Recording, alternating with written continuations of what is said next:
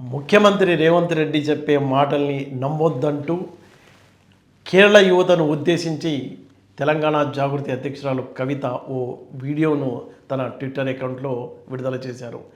అసలు ఆమె ఎందుకు కేరళ ప్రభుత్వానికి అనుకూలంగా కాంగ్రెస్ పార్టీకి వ్యతిరేకంగా వీడియో చేశారనేది $1 మిలియన్ ప్రశ్న. ఏమైనా వాళ్ళు కమ్యూనిస్ట్ పార్టీ వాళ్ళు ఏమైనా అడిగారా వీడియో చేయమని, లేకపోతే తనే స్వయంగా వీడియో చేసి పంపించారా అన్నది ఇక్కడ తెలంగాణ వ్యాప్తంగా చర్చ జరుగుతుంది. విషయం ఏంటంటే సొంతగా ఒక పార్టీ పెట్టి ఎదగాలని ఆలోచిస్తున్న ఆమె భవిష్యత్తులో ఢిల్లీలో తనకు సపోర్ట్గా ఉంటారన్న ఆలోచనతో ముందస్తుగా ప్లాన్ ప్రకారం ఆమె సిపిఎం పార్టీకి మద్దతుగా ఆ వీడియో విడుదల చేసి ఉంటారన్న చర్చ అయితే జరుగుతుంది.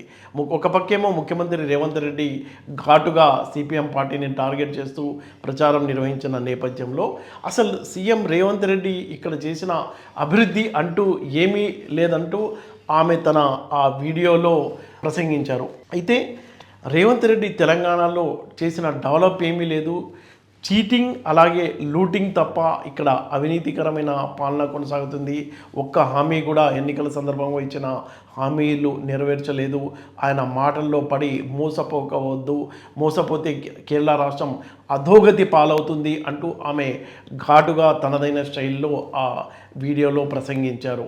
రేవంత్ రెడ్డి మాటల్ని నమ్మొద్దు, మళ్ళీ విజయన్నే సీఎంగా ఎన్నుకోండి అంటూ ఆమె సూచిస్తూ ఆ వీడియోను విడుదల చేశారు. So basically the total history of Congress in Telangana is nothing but corruption and cheating. Congress party is today using Telangana as the ATM for the Congress party. Now Kerala elections are happening. Entire Congress party is being funded by the money, corrupt money that is being taken from Telangana. So my appeal to the people of Kerala, let the liberal thought survive. Let the left survive in Kerala. Vijayanji has been doing a wonderful job. I appeal to all of you, do not believe in the Telangana chief minister. His entire argument, his entire campaign promises that were made in Kerala are nothing but false. గతంలో అంటే ఇక్కడ తెలంగాణలో ఏవైతే ముఖ్యమంత్రి రేవంత్ రెడ్డి హామీలు ఇచ్చి అధికారంలోకి వచ్చారో ఏ ఒక్క హామీ కూడా పూర్తిగా అమలు చేయలేదని, కేవలం ఒక్క హామీ మాత్రమే, అది కూడా ఉచిత మహిళలకు ఉచిత బస్ సదుపాయం అనేది కొంత అమలవుతుందని, రైతులకు బోనస్లు ఇవ్వడం కానీ, మహిళల ఆర్థిక అభివృద్ధికి ఇస్తామన్న డబ్బులు కానీ, రైతులకు ఇస్తామన్న బోనస్లు కానీ ఏమీ చెల్లించలేదంటూ ఆమె తన వీడియోలో డీటెయిల్గా అక్కడ యువతకు ఉద్దేశించి ఆమె ఆ వీడియోను పోస్ట్ చేయడం జరిగింది. The Congress party has failed the people of Telangana.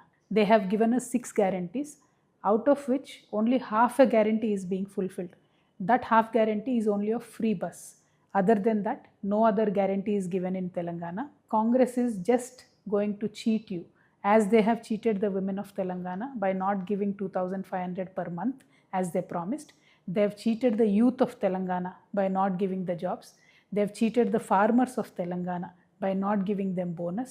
They have cheated the old age pensioners of Telangana by not increasing the pensions. They have cheated the backward classes of Telangana by not giving the reservations as they promised. Kalvakuntla Kavitha ఆమె తన ప్రచారంలో భాగంగా తన పార్టీకి కూడా రాష్ట్ర స్థాయిలో అలాగే దేశ స్థాయిలో చర్చ జరగాలన్న ఉద్దేశంతోనే ఇలాంటి వీడియో చేసి కమ్యూనిస్ట్ పార్టీ వాళ్ళు అడగకపోయినా ప్రచారం కోసమే ఆమె ఈ వీడియో చేశారని కాంగ్రెస్ పార్టీలో కొంతమంది చెప్పుకుంటున్న నేపథ్యంలో, అయితే ఈమె చేసిన వీడియోకి ఈమె మెసేజ్కి కేరళ యువత కానీ అక్కడున్న ప్రజలు కానీ ఏ మేరకు స్పందిస్తారన్న ఉత్కంఠత అయితే నెలకొంది.